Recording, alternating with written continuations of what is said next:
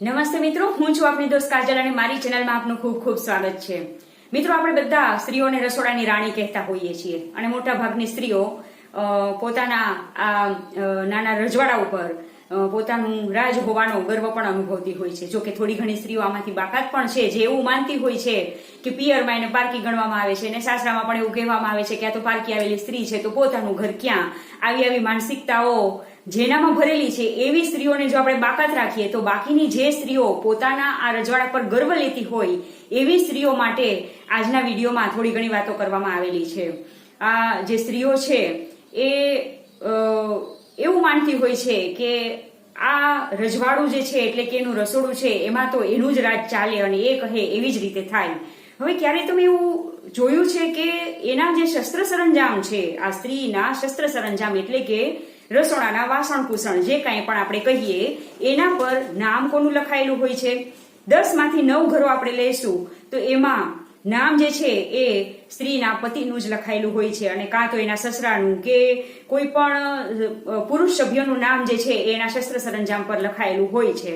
પછી ભલે એ જેનું નામ એ વાસણ પર લખાયેલું હોય એ વ્યક્તિએ ક્યારેય પણ રસોડામાં જઈને ચા પણ ઉકાળી ના હોય અને પછી ભલે સ્ત્રી ગમે એટલું મારું રાજ કરવાનો ગર્વ કરતી હોય, પણ સત્ય હકીકત જે છે એ આ જ છે કે એના શસ્ત્ર સરંજામ પર એનું જે નામ છે એ ક્યાંય જોવામાં આવતું નથી અને હંમેશા પુરુષ સભ્યોનું જ નામ કોતરાયેલું હોય છે. હવે આ વિષય પર થોડું ઘણું વિચારતા પારુલ કંદર્પ દેસાઈ નામની એક સ્ત્રી જે છે એને ખરેખર વ્યથા થાય છે અને એના દ્વારા રચાય છે એક નાનકડું રૂપક જે હું આજે આપની સાથે શેર કરવા જઈ રહી છું. તો ચાલો શરૂ કરીએ આજનો વિષય અને સાથે જ શરૂ કરીએ એક છોટી સી બાત ચાય કે સાથ.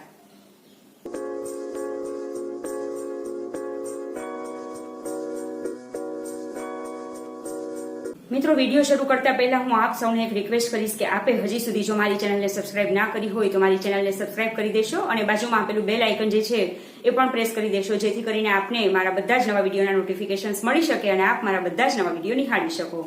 હવે શરૂ કરીએ આજની રચના. તો હવે આ અહીં સ્ત્રી એવું કહે છે કે વાસણો, મારા ઘરના વાસણો, એક એક વાસણને હું બરાબર ઓળખું છું. એક નાના બાળકને જે રીતે પ્રેમ કરીએ એ રીતે હું મારા ઘરના દરેક વાસણોને પ્રેમ કરું છું.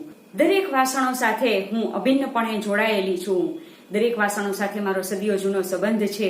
હરખાઈ ઉઠું છું આ ચકચકિત મંજાયેલા સુંદર મજાના વાસણોને જોઈને. આ વિવિધ આકારના વાસણોને ડાઇનિંગ ટેબલ પર ગોઠવું છું અને પછી સજળ આંખે જોયા કરું છું એ દરેક વાસણોને. બાંધી રાખે છે મારા પરિવારને એક તાતણે આ વાસણો, જે મને હર હંમેશ મદદરૂપ થાય છે.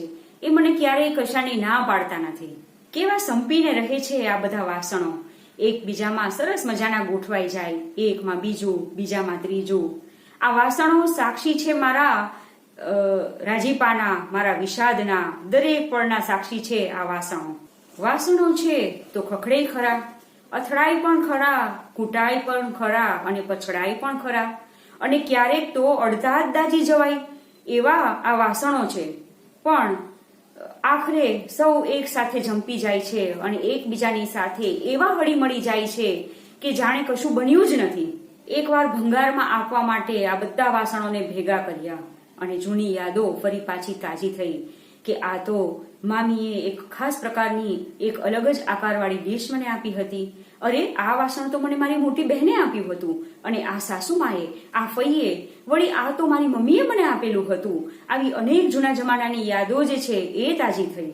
જન્મથી મૃત્યુ સુધીની કેટલીય પેઢીઓની સ્મૃતિઓ સંકળાયેલી છે એની સાથે. કેમ કરીને વેચું આ બધા વાસણોને?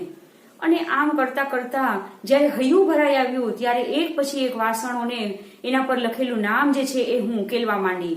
કોઈ પર મામાનું નામ લખેલું છે તો કોઈ પર ફુવાનું નામ લખેલું છે, કોઈ પર પપ્પાનું નામ તો કોઈ પર સસરાનું નામ લખેલું છે. નથી જડતું એમાં ક્યાંય મામીનું નામ, ફઈનું નામ, મમ્મીનું નામ, બહેનનું નામ કે પછી મારું પણ નામ, એમાં ક્યાંય જડતું નથી. અને એ જ ઘડીએ હું સંકલ્પ કરું છું કે વેચીશ આ બધા જૂના વાસણોને અને લઈશ એક નવું વાસણ જેમાં કોતરાવીશ હું મારું નામ પારુલ કંદર્પ દેસાઈ. મિત્રો, આ હતી એ વ્યથા કે જે બધી સ્ત્રીઓ અનુભવતી હોય છે અને છતાં પણ આ બધી લાગણીઓને સાઈડ પર મૂકીને આ આખા ઘર માટે, એના પતિના ઘર માટે જે પોતાનું આખું જીવન કુરબાન કરી દે છે, જેને આખા પરિવારને ખૂબ જ પ્રેમથી સાચવે છે, દરેકની સેવા શુશ્રૂષા પણ કરે છે અને દરેકની સાથે પોતાની લાઈફ પણ એન્જોય કરે છે અને પોતાની પ્રગતિ પણ દરેકની સાથે રહીને કરે છે.